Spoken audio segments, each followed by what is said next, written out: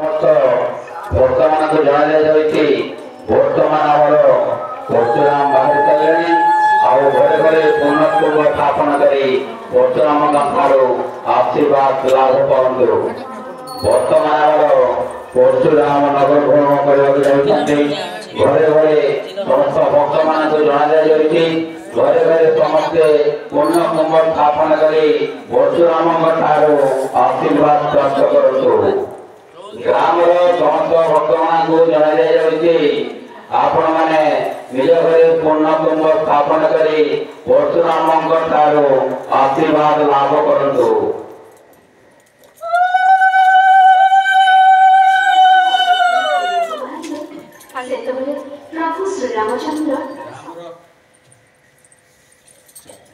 ଗ୍ରାମର ସମସ୍ତ ଭକ୍ତମାନଙ୍କୁ ଜଣା ଦିଆଯାଉଛି ବର୍ତ୍ତମାନ ଆମର ପରଶୁରାମ ନଗର ଭ୍ରମଣ କରିବା ପାଇଁ ବାହାରି ଚାଲିଲେଣି।